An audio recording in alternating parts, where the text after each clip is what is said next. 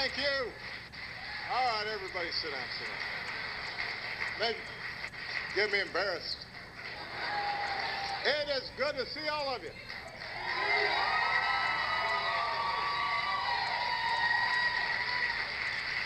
I miss all you guys. I miss you. I missed you. Well, first of all, can everybody please give Bill a big round of applause for the great introduction and the great work he's done. So proud of him. I want to thank our outstanding partners, Senate Majority Leader Harry Reid for being here,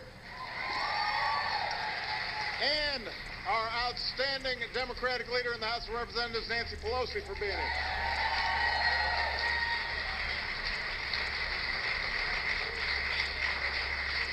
But mainly, I just want to see all you guys. And say, hey. Michelle says, hey. The girls, they went out to camp. We're a little lonely at home right now. But Bo's still there. Bo says, hey. And it's wonderful just to see all of you from all across the country. I know you guys have all been working hard today. All kinds of training, all kinds of new ideas. Everybody sharing approaches to how we get folks involved in our democracy and our country. And I could not be prouder of not just the work that you did before the campaign and during the campaign, but more importantly, the work that you're doing now after the campaign. It's inspiring to me. And I had a chance to see some of your fellow organizers backstage and talk to them, and it just reminded me of what an incredible cross-section of people we have involved, from rural areas and big cities, educators, business people, folks who are just committed to making sure that the promise of America is not just left to the professionals here in Washington, because that can cause problems, but that folks all across the country are consistently involved and engaged and offering their ideas and pushing and prodding the political system to make sure it's responsive to families. And since I first ran for office, I've always said that running for office is not just about getting elected. Now, I believe in winning. Winning's good. But you run for office and you win so that you can actually get things done. Right? It's the beginning and not the end of a process. It puts you in a position to then deliver on behalf of the folks that you're fighting for. And I ran in 2008 and I ran in 2012 because I believed that America was forged out of this basic bargain. The idea that if you're willing to work hard, if you're willing to put in the effort, if you're willing to sacrifice and make hard decisions and delay gratification, that if you do all those things, you can make it here in America, regardless of where you come from, what you look like, who you love, what your last name is. That was the idea behind the first campaign, and that was the idea behind everything I did after I was president. And the good news is, because of the work that we've been able to do together, and more importantly, thanks to the grit and determination of the American people, we have made enormous progress over the last 5 years. Things have changed for the better, just like we sought to bring about when we worked so hard back in 2007, 2008.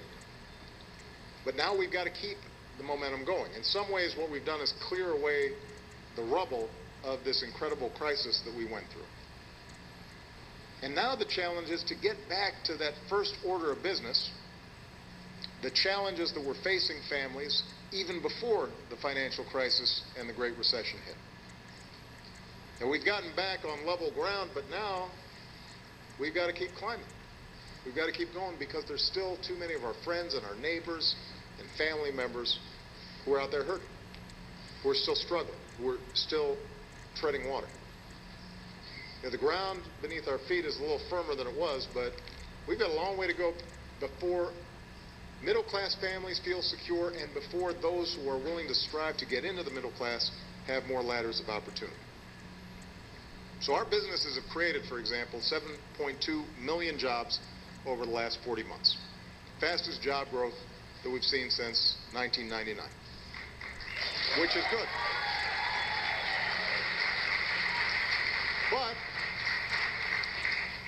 But way too many folks out there are still looking for work. And for those who were lucky enough to have a job, wages and incomes are still flatlined, whereas for the top 1%, they're still seeing massive increases in their wealth and incomes. We've got growing inequality in our society and a continued sense of insecurity when it comes to ordinary families. We've seen record numbers of people go to college, but every young person you meet, they talk about the incredible debt burdens that they're carrying as soon as they graduate, and they wonder whether or not they're going to be able to pay it off given their employment prospects.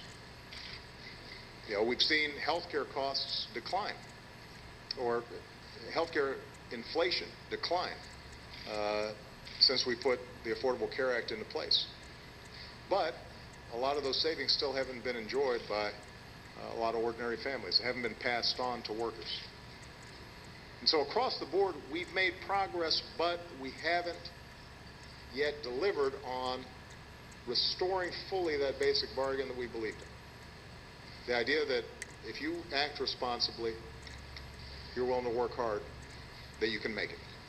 So, because we've got a lot more work to do, on Wednesday, I'm going to go back to Galesburg, Illinois. We got any Illinoisans here? All right. Folks from Illinois? Well, they didn't give you any seats, the people from Illinois? What's going on here?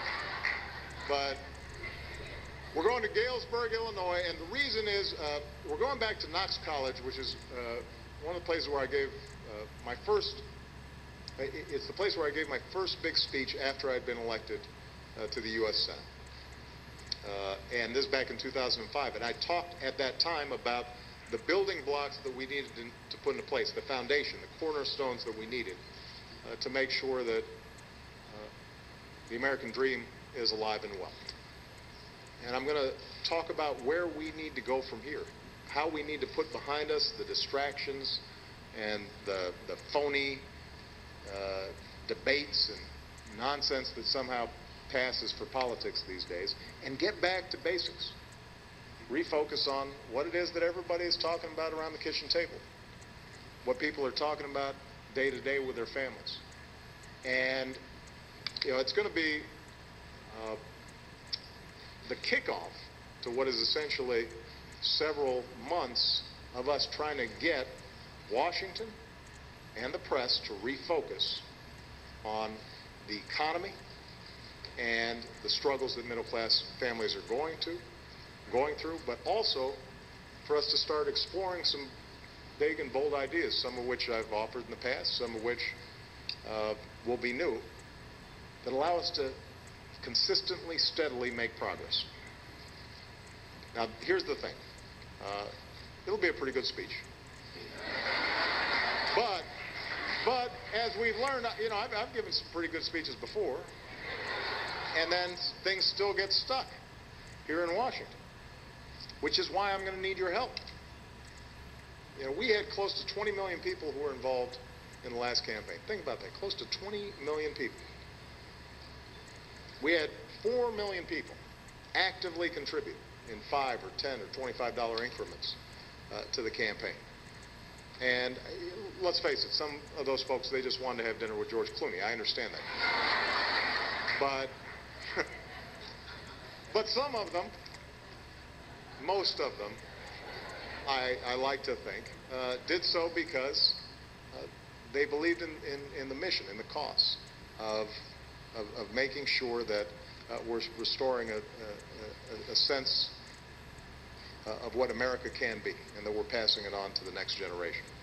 So one of our challenges, and I know what you've been talking about all day, is how do we keep people involved? And naturally, it's not going to be as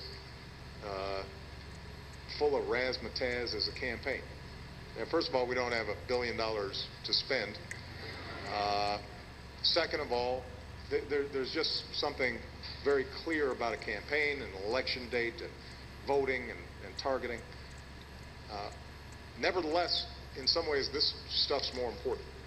And that's where all of you come in.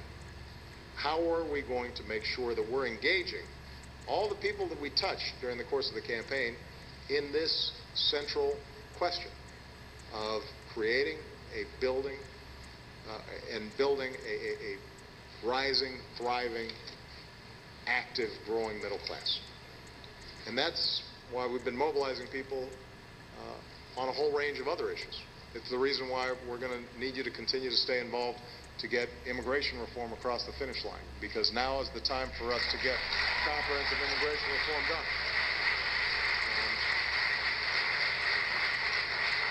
It's the reason why we're going to need you to stay involved when it comes to climate change and making sure that we are passing on the kind of planet to our children, our grandchildren, our great-grandchildren that is sustainable. It's why we've continued to have you guys get so active on the Affordable Care Act, because starting on October 1st, we are going to be able to sign up people for these marketplaces that are going to give people a square deal when it comes to their health insurance, but we can only do it with you. So we've got to get folks activated and involved. And ultimately, what you do day to day, away from the TV cameras, that's what is going to make a powerful difference.